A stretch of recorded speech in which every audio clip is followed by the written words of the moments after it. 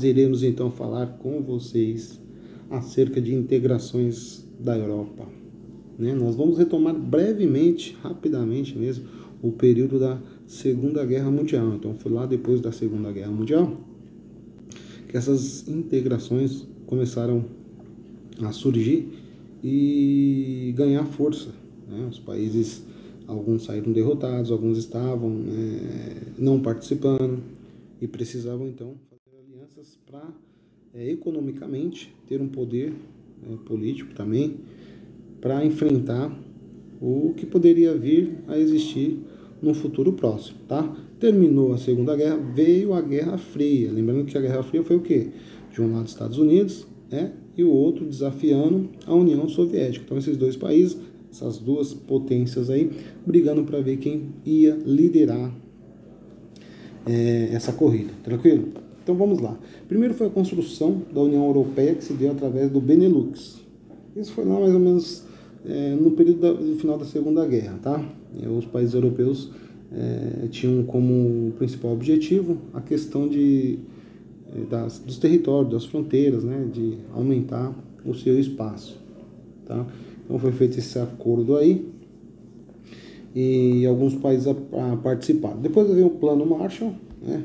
Que em 48 os Estados Unidos implantaram com o objetivo de beneficiar os países europeus. Olha só como os Estados Unidos já estava agindo com interesse. 1948, pós-Segunda Guerra, no período de Guerra Fria. Olha o que aconteceu.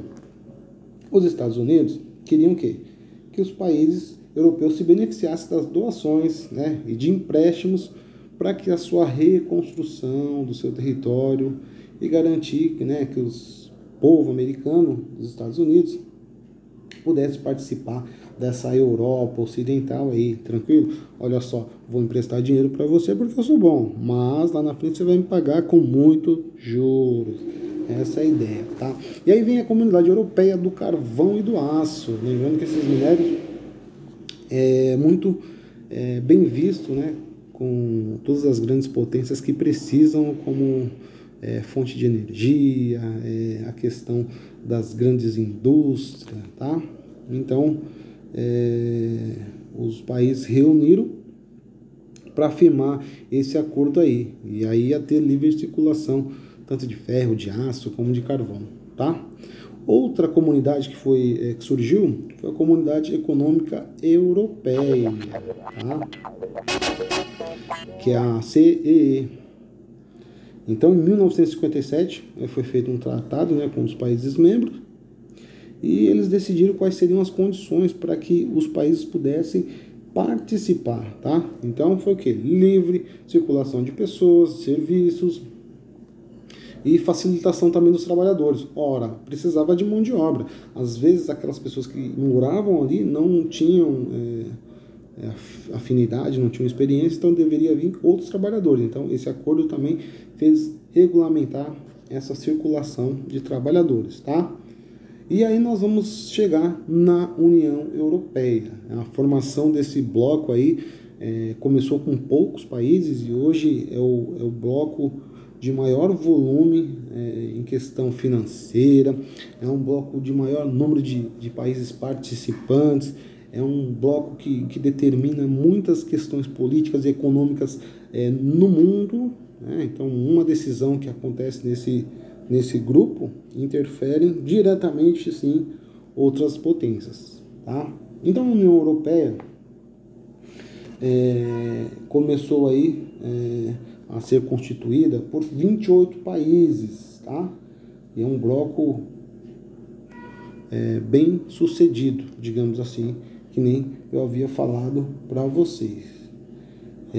Dentro desse bloco, eu queria frisar que existe dois segmentos. Que característica desse bloco? Da união aduaneira. O que acontece com essa união? É o grupo que regulamenta, né, as taxas de impostos de negociação do comércio no país. Tá certo?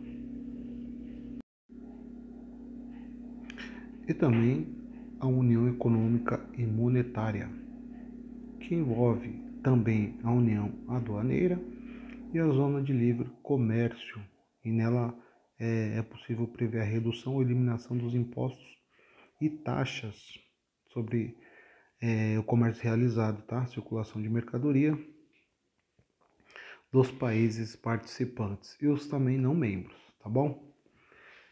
Outro ponto importante a gente lembrar é sobre a Comunidade dos Estados Independente, que em 1991 foi criada com o objetivo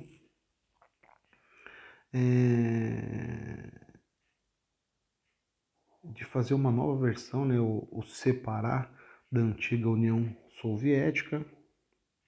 Então eles queriam substituir. E daí a centralizar todas as suas forças armadas nos países membros.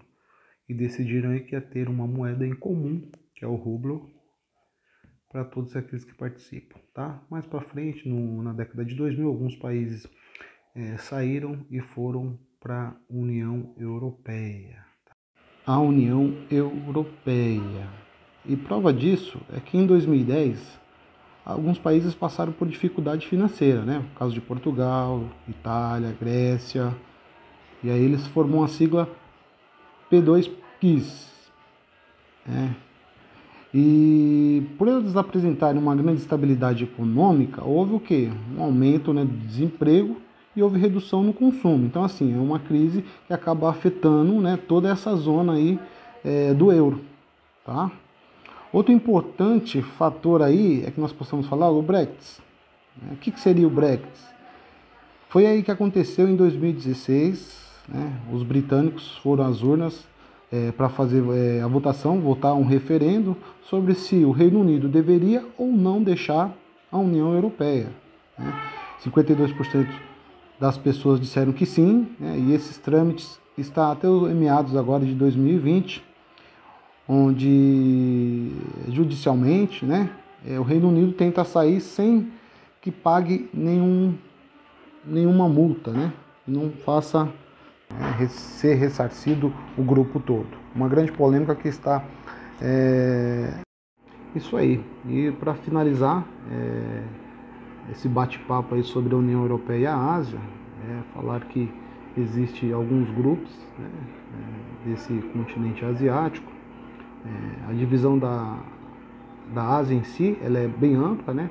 Tem a Ásia setentrional, tem a Ásia pro lado mais do oeste, enfim. Mas iremos falar aí de 3 grupos que vão contemplar, né, a parte importante da Ásia aí, tá certo?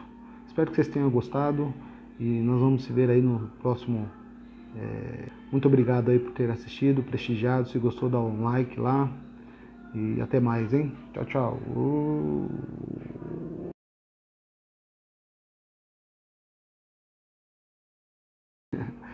Iremos nos ver aí.